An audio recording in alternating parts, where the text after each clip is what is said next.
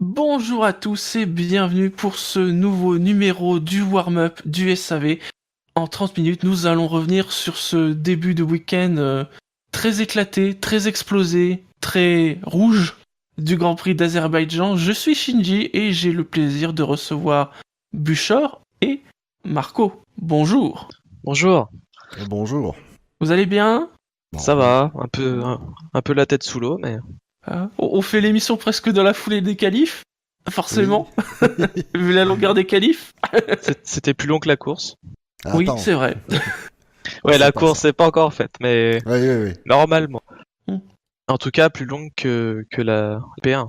Ah oui. À la F1. Ah oui, C'est c'est très sûr bien. que c'est libre 1. Ils ont même pas duré le Oui. temps de la Q1. Alors, Justement, profitons-en, enchaînons et rentrons dans le vif du sujet avec donc des essais libres qui, pour une fois, il s'est passé des choses, hein, on peut pas dire le contraire, avec donc ces FP1 qui ont duré 12 minutes.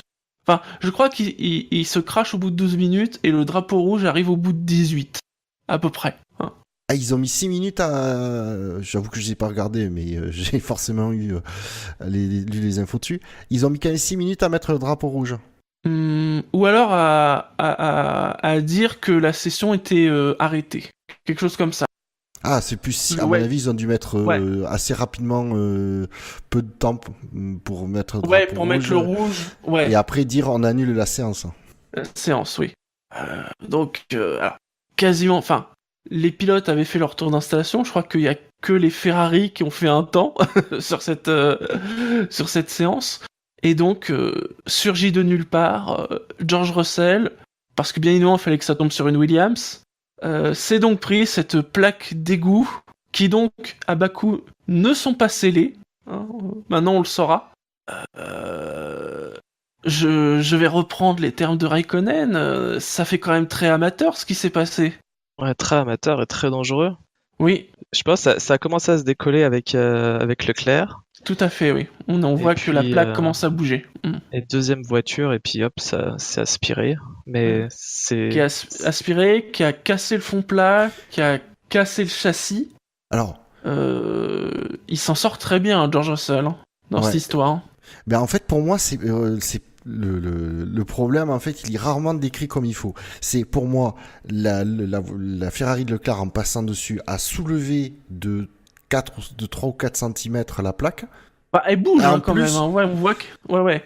c'est-à-dire qu'en plus, elle est soulevée, le côté soulevé est orienté vers la voiture qui arrive. Et justement, le problème Mhm. pour moi de la Williams, c'est pas qu'elle est soulevée la plaque, c'est qu'elle se prend la plaque qui est déjà qui dépasse de la piste en pleine ligne droite avec la charge aéro et tout ça. Là, on voit les voitures, elles talonnent quasiment, elles Mhm. sont mais au ras du sol. Et donc la plaque, qu'est-ce qu'elle a fait? Ben, elle a découpé le fond plat qui est passé dessus. Donc là, pour moi, la Williams, elle a pas eu le temps de soulever la plaque. Elle était déjà trop haute. Ouais. Mhm. Et alors en plus, le gag a continué. On a tous vu ça. Il y a eu le Oh, passage de la passerelle. bang. Puis la conséquence du passage de la passerelle, Plouc, hein, plouc, avec plouc, plouc, l'huile plouc. du vérin. Mais c'est vrai, hein, là encore heureux que le capot moteur était plus chaud. Hein, Oui, oui, parce que de l'huile comme ça, Mais j'espère dans toute cette histoire que c'est pas Williams qui va payer, quoi. alors apparemment, en prenant l'exemple notamment de ce qui s'était passé en Malaisie pour Grosjean, As avait eu un dédommagement du circuit. Car justement, c'est au circuit de s'arranger, de garantir la sécurité de la piste. Espérons Même qu'ils mettent pas 6 mois à les dédommager, quoi. Oui, oui, surtout Williams, oui.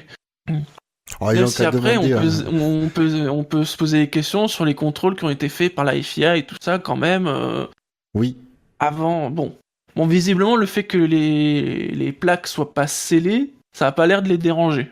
quand tu vois qu'à Monaco, ils soudent les plaques d'égout. Oui, ce qui n'a pas empêché, parce qu'il y a eu des rappels justement de cas similaires, qu'il y a eu des choses un peu comme ça aussi, même à Monaco. Oui, mais je crois qu'à Monaco, c'était quand il y avait eu un problème, c'était un peu sur Button, je crois.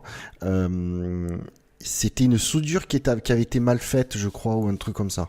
Et Hmm. donc, Comme quoi, il y avait l'intention, une mauvaise exécution quelque part, peut-être dans la précipitation, ce genre de choses, qui fait toujours un rappel à l'ordre. Oui. Ouais, c'est ça, il n'y a pas eu, blessure ou quoi que ce soit, donc il faut juste utiliser ça pour tous les autres circuits urbains ou semi-urbains, s'assurer que ce soit bien fait, quoi.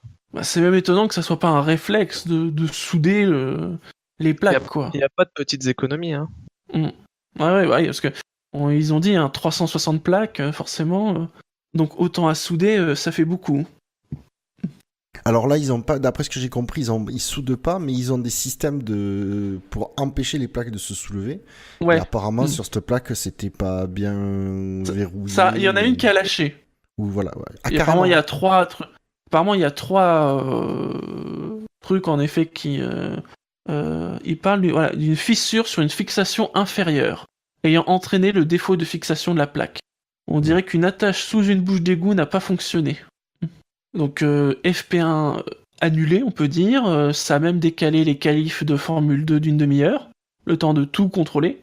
Alors, les équipes avaient demandé, enfin en tout cas certaines équipes avaient demandé la possibilité peut-être de rouler 30 minutes de plus en libre 2. Ça s'est pas fait, c'est un peu dommage. A priori, il y avait la possibilité de rajouter une petite demi-heure.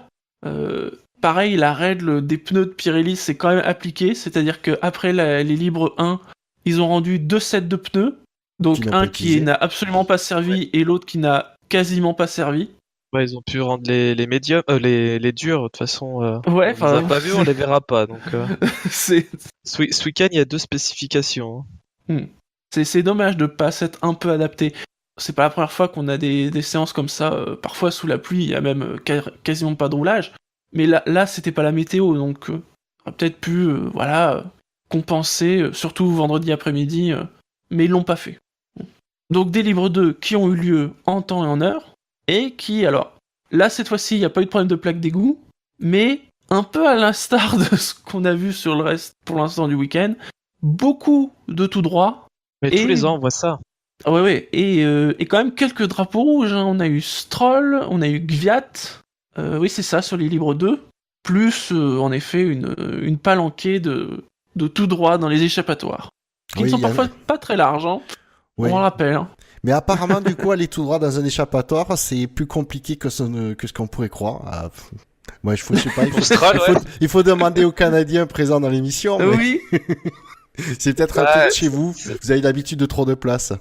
Ouais, mais au Canada, il y a beaucoup de trous dans les routes, des nids de poules après l'hiver, alors...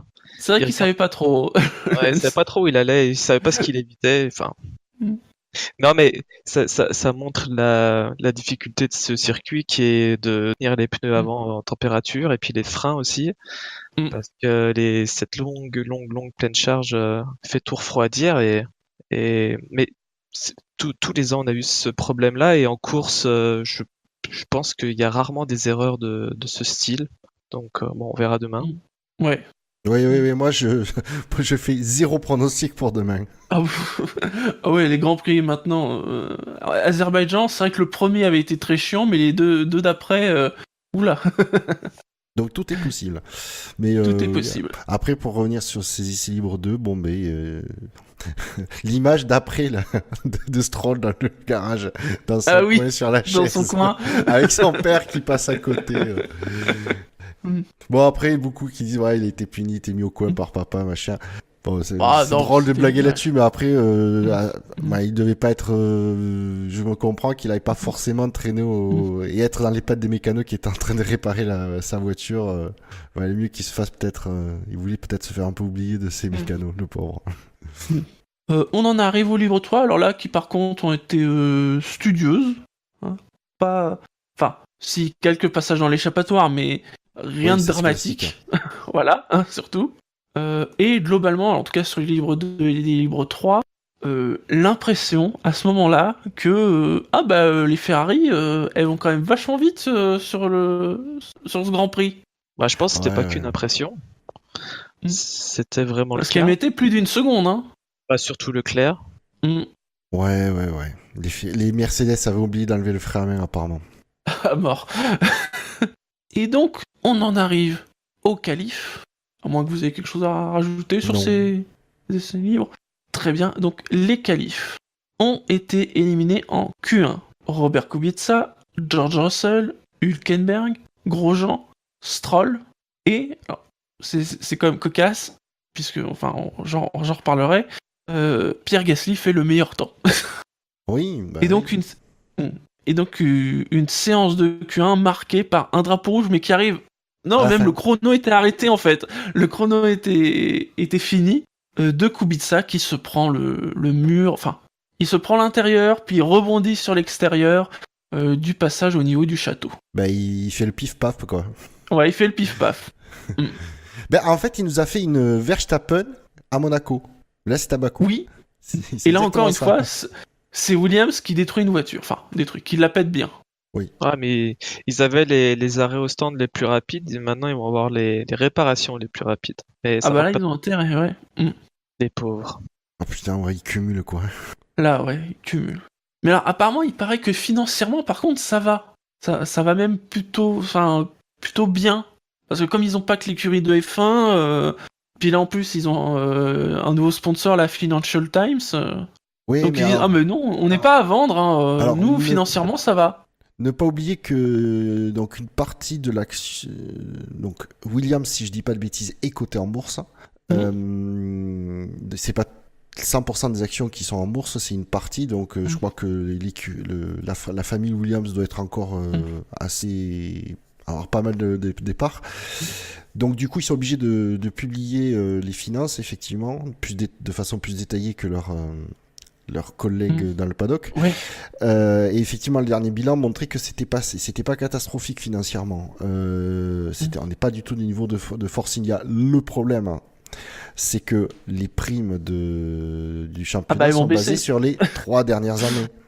Et donc, Oui. le problème, c'est que voilà, c'est que ça va, mais c'était les primes qu'ils ont touchées en 2018 basées sur les années avant. Tandis que là, avec le résultat de 2018, en 2019, ils vont toucher moins. Moins. Donc la situation n'est pas désespérée, mais il va falloir commencer Mais à s'inquiéter pour le pognon. Bon, après, s'ils ont trouvé un sponsor et que voilà, ils arrivent à lancer et pouvoir passer ce creux financier, ça, ou un côté pognon du championnat, ça peut y aller, mais c'est mal barré. Hein. Ouais, mais ça a l'air d'être plus géré comme une entreprise qui veut faire des profits plutôt qu'une entreprise qui veut gagner des courses, quoi. C'est du sport mécanique, c'est du sport automobile, et on a l'impression qu'ils ont que le côté business. Oui, après effectivement, si contrairement à d'autres qui investissaient sans avoir l'argent pour en espérant avoir des performances, si Williams n'investit que ce qu'elle peut investir financièrement et que ça reflète quelque part les performances, ça serait une logique, comme tu dis, business. Alors sinon, on trouve en effet... Non, c'est juste pour dire que effet... juste pour finir, c'est que d'habitude, les écuries ont tendance à dépenser plus que ce qu'elles n'ont. Oui, oui, tout à fait. Donc on retrouve après Hülkenberg et Grosjean, mais j'ai envie de dire, les As et les Renault, globalement, pas top, quoi, ce week-end. Parce que si on Oui. prend la Q1, Ricciardo se sauve à la toute dernière seconde, d'ailleurs. On a presque cru, d'ailleurs, qu'il allait être lui aussi éliminé, et Magnussen ne fait que 14, hein, donc bon... c'est pas des bons week-ends qui s'annoncent pour les deux écuries. Non, mais c'est surtout l'anomalie Grosjean, moi, qui me choque et qui apparemment le choquait lui aussi. Il comprenait pas où il y avait cette seconde d'écart avec Magnussen. Donc, mais effectivement, les Renault sont nulle part. C'est... Alors même que les McLaren, elles, ça va. Donc le moteur Renault, enfin voilà, il a l'air de pouvoir marcher. Ouais, ce le moteur week-end. Renault a l'air vraiment correct, hein. Tu le mets sur une Red Bull, ils font la pole position. Et puis donc Lance Stroll qui est donc coincé en Q1 pour la 8e fois de suite. Mais rappelons-le, c'est le copilote de Perez le plus rapide qu'il ait eu en course. Ouais. Circuit fétiche. C'est vrai, en plus, oui. Heureusement. Hein. Ça va être quoi, Monaco? Rien d'autre à rajouter.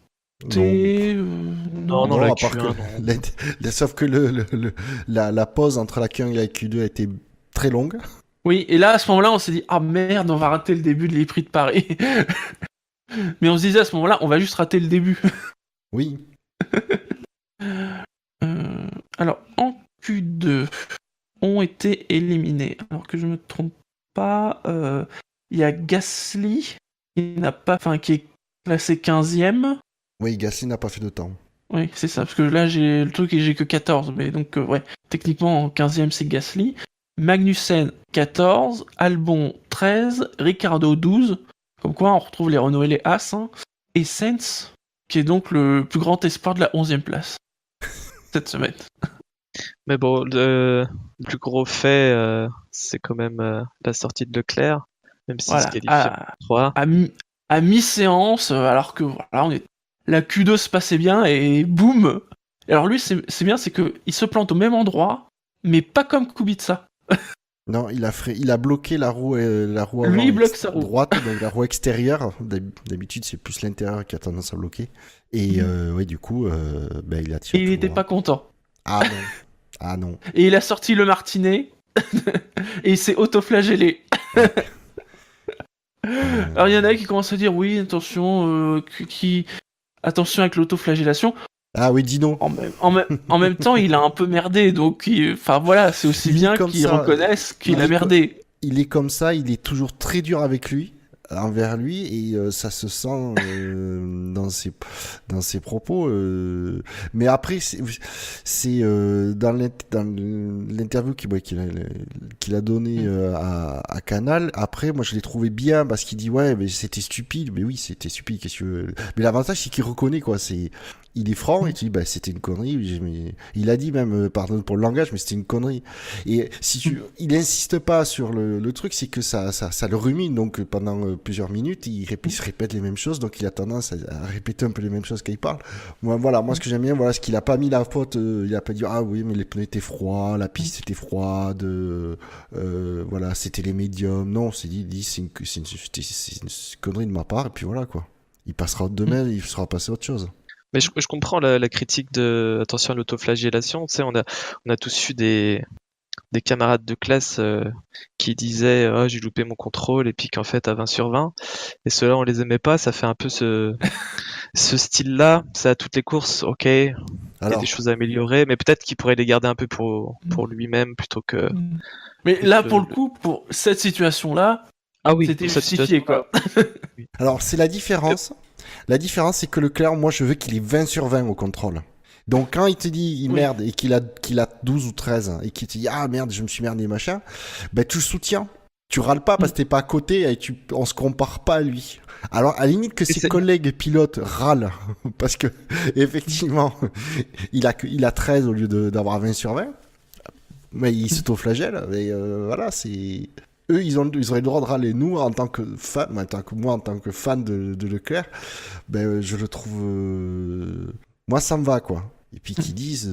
et puis qu'ils te disent pas, ouais, mais on n'avait pas vu ça, on n'avait pas bien pu voir machin, tout ça. Non, tu dis... j'ai mal lu et j'ai mis la mauvaise réponse, quoi. Alors, à noter que Gasly, donc, qui est 15e techniquement des qualifs, en fait, partira des stands suite au libre 2, puisqu'il a été sanctionné en fait, il s'est pas présenté à la pesée. Alors, on lui a signalé, mais il est passé devant, et le problème, c'est que les ingés ont commencé à toucher la voiture et tout ça. Alors, la sanction a été vue comme très dure, pour le coup. C'est sévère, oui. Quand on voit que des blocages sur des tours rapides ou des accrochages qui prennent 5 secondes ou 3 places sur la grille, là, c'est quand même sévère. Et c'est vrai que parfois, on se dit que, parce qu'il y a un panneau, il y a un double panneau. Il y a un double panneau. Est-ce que il faudrait pas qu'il se prévienne un peu plus en amont, je sais pas. Peut-être tout simplement à la radio que les commissaires de piste comme en Formule électrique puissent parler directement à tous les pilotes. Ouais. C'est pas compliqué à mettre en place. Alors, dès le tour de décélération, qu'ils sachent que voilà. Quand même, pour la petite explication, c'est que avant de rentrer dans la pit lane, son écurie a dit à Gasly, on va faire un changement de pneu, un entraînement d'arrêt au stand. Donc lui, il est concentré pour aller sur le truc et repartir. Alors, est-ce qu'il a vu les panneaux ou pas? Je pense que s'il avait vu les panneaux, il se serait arrêté. Honnêtement, il est quand même pas bête, Pierre Gasly. Donc, il l'a pas vu. Et effectivement, Comme il s'est pas arrêté, ces mécanos, eux, étaient pas forcés. Alors, est-ce qu'ils étaient au courant ou pas? Ça, j'en sais rien. Mais s'ils étaient au courant, ils ont quand même changé les pneus. Et donc, effectivement, ce qui est aggrave, c'est pas tant qu'il ait raté le truc, s'il s'était rendu compte trop tard des panneaux qui s'arrêtaient après que ces mécanos le poussent en arrière. À la limite, ils avaient une tape sur les doigts et j'oublie encore, même pas sûr. Non, là, le problème, effectivement, c'est qu'ils ont soulevé la voiture, changé les pneus et donc modifié potentiellement le poids de la voiture, etc. La voiture. Et c'est sévère parce que c'est comme toute infraction au règlement technique, ce sont des sanctions qui sont inscrites. Elles sont pas l'appréciation, elles sont inscrites dans le règlement. Tu enfreins ça, tu as ça. Donc tout ce qui se passe en piste est à l'appréciation des commissaires. Ce qui se passe en infraction du règlement est écrit noir sur blanc. Donc ils peuvent pas donner moins, ils peuvent pas donner plus comme sanction.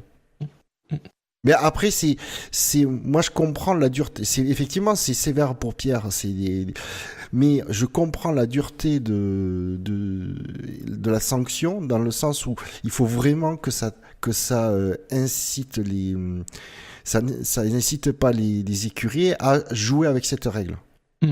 Pour que derrière ils puissent vraiment valider et on sait notamment à quel point le poids est un enjeu sur les Formule 1, mais sur toute voiture de course. Donc voilà, moi c'est moche pour Pierre, mais c'est la règle et je comprends qu'elle soit si dure dans la sanction. Mais c'est quoi l'intérêt de...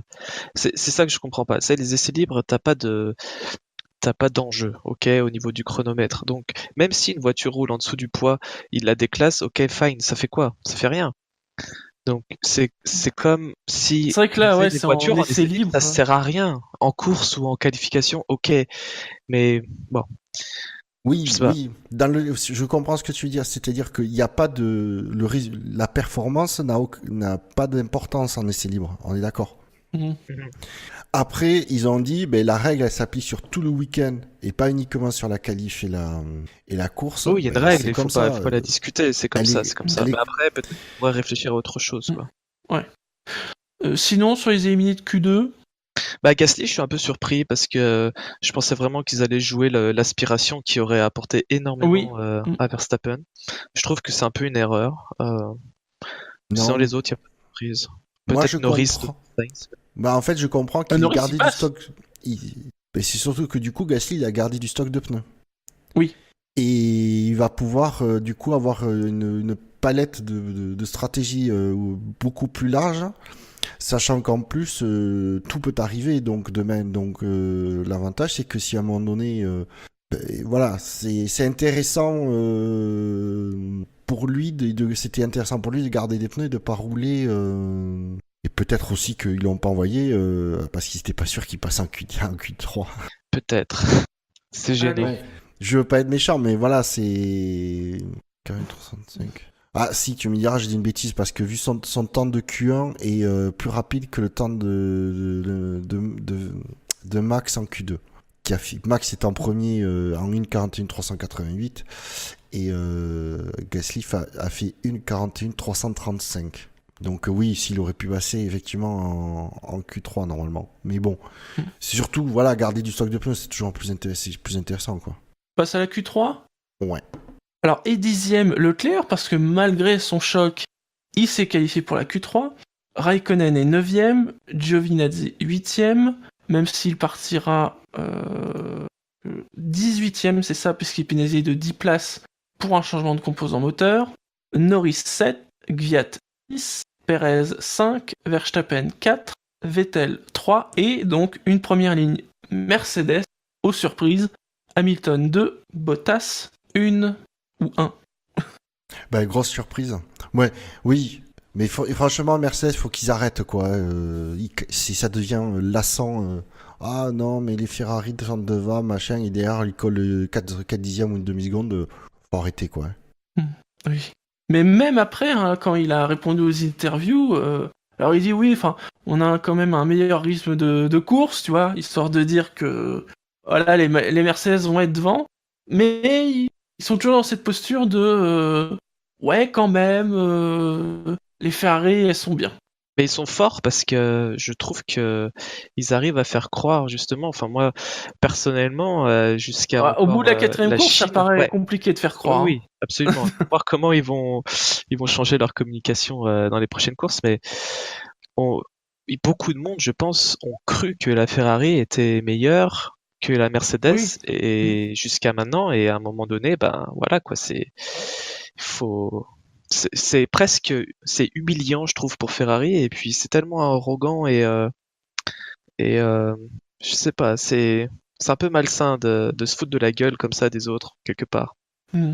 C'est marrant ce que tu dis parce que de toutes leurs années de domination, Mercedes, et Dieu sait qu'ils ont dominé, hein, à aucun moment je ne les avais trouvés arrogants. Et c'est la première fois, et c'est Mm. vraiment depuis le début de l'année là, ils commencent à l'être. Et effectivement, c'est pas bon pour eux, hein. Mm. Bah, en termes d'image, parce que pour l'instant, Oui, hein, je parle, oui, c'est pas bon pour eux. résultat. Ah non, je parle bien Ouais. sûr unique en termes d'image. Et c'est pour ça Mm. que finalement la domination Mercedes avait réussi à être on va dire, mieux tolérée par rapport à d'autres dominations dans l'histoire de la F1. Parce que justement, Mercedes arrivait à pas passer pour un méchant, quoi. Et là, il commence effectivement, d'un point de vue image. Après, c'est sûr que d'un point de vue résultat, ils font un carton plein. Après c'est peut-être enfin c'est vu que c'est pas leur style peut-être qu'ils ont vraiment pas confiance à 100% en eux et peut-être qu'ils ont aussi raison j'en sais rien mais là les qualifs si Leclerc se met pas dehors je pense que Leclerc est un peu plus rapide que Vettel. La qualif se serait finie un peu plus tôt, donc avec une piste un peu plus Oui, chaude. c'est vrai, oui. Donc peut-être que la Ferrari aurait été capable de se battre pour la pole position, et à ce moment-là, éventuellement, mais on aurait pu... les doutes de Mercedes auraient pu être fondés, mais Mm. là, c'est sûr que le résultat, il mente pas, quoi. Ah, tu veux dire effectivement que oui, la Mercedes aurait Eh été oui, avantagée avec le décalage Peut-être. de la temporel, ouais. temporelle de la Q3, donc une piste plus froide, ce qui a bien été noté au début de la Q3 par Febro. C'est pas forcément, c'est pas impossible, mais c'est à ce niveau-là, c'est que leur cul, il est littéralement bordé de nouilles, quoi, comme on dit. C'est, c'est de la grosse chatte. Oui, Scani n'étant pas là, Tu compenses. voilà. Voilà, c'est Euh, la réussite du champion. C'est la différence entre Mercedes et Ferrari sur le début de saison, quoi. Ah bah, les champions, comme on dit, doivent aussi attirer la chance à eux. Et là, pour l'instant, côté Mercedes, ça va, quoi, là, niveau chance. À noter Verstappen, qui a... Enfin, je vais pas dire qu'il a fait quelque chose de complètement innovant, parce que ça avait déjà été dit avant la Q3 qu'il y avait peut-être possibilité de faire 2 tours de suite, et que sur le deuxième tour, on serait plus rapide, ce qu'il a fait. D'ailleurs, pour le coup, il a pas pu faire de nouvelles tentatives vraiment en fin de Q3. Et alors une Red Bull, enfin surtout un moteur Honda qui n'a pas une Vmax aussi importante que la Ferrari, que la Mercedes, mais enfin, voilà, on rappelle, c'est un moteur Honda. Mais c'est le quatrième Grand Prix d'Azerbaïdjan, puis c'est la quatrième fois que Red Bull elle a les mêmes problèmes, quoi. Que ce soit avec Renault ou avec Honda, Mm. ça avance pas en ligne droite. Oui, mais finalement, ils arrivent à... Alors bien sûr, il y a une demi-seconde d'écart, par exemple, entre Bottas et Verstappen, mais finalement, enfin voilà, ils sont pas à la rue non plus. Non, ils sont pas à la rue. Ils sont pas à la rue. Regarde, ils ont même réussi à gagner il y a 2 ans ce Grand Prix avec un moteur Mhm. Renault, à peu près dans la même situation. Ils sont pas à la rue, mais pour le moment, on a beau dire tout ce qu'on veut du moteur Honda, c'est à peu près comme le Renault l'an dernier, quoi. Bah, il remonte la pente. C'est bien de voir un moteur Honda pas ridicule sur ce circuit. Oui. Avec 2-3 petites lignes droites, hein. Oui, quand même, ouais. Oui, parce qu'on voit, même Gviat, il fait 6, et même sur le début du week-end, Albon était pas trop mal, Gasly, on l'a dit, a fait premier de Q1, non, À chaque fois avec il- des bonnes aspirations. Mm. C'est pour ça que ça aurait été bien pour Verstappen, mais bon. Ouais, Et on mais a vu, hein, d'ailleurs, lorsqu'il y a eu la dernière tentative, Vettel s'est placé devant, on s'est dit, ah oui, mais il va pas avoir la SPI, et d'ailleurs, il a pas fait la pole, et on était un peu inquiet même, d'ailleurs, que Mercedes fasse le même coup que Haas, notamment en Chine, mais non, il n'y a pas eu de souci. Ils ont passé la ligne de chronométrage à temps. Et finalement, ils ont bénéficié du max d'aspi, quoi. Oh, qu'est-ce que j'aurais aimé que Vettel ralentisse un poil plus dans son tour Il de ralentissait bien quand même, hein. Ouais, mais après on a dû lui dire c'est trop voyant, Seb. Mais ça aurait été. Alors, Mercedes l'a bien calculé, mais honnêtement, si c'était foiré, parce qu'on les a clairement vus à la sortie des stands, les deux Mercedes arrêtés pour laisser passer Oui, tout puis le monde. tu sais, il y a quand même un moment où il doit être sur le virage qui est en descente, et on voit le chrono qui est à 20-25, on se dit, ah mais justement, la ligne droite, elle est longue quand même. Quand, Faut faire gaffe, quoi. De mémoire, quand on voit Vettel franchir la ligne d'arrivée de chronométrage, il reste 15 secondes. Ouais. Où il venait juste de la franchir, c'est Giovinazzi qui la passe, et il devait rester 15 secondes au chrono, et on voit les Mercedes au fond. Mm. Donc, ouais, ça s'est joué. Pour moi, ça s'est joué à 10 secondes, max. Fallait pas plus traîner, quoi. Ça, Ouais. c'est sûr. Et On a quelque chose à rajouter sur les autres qualifiés de Q3.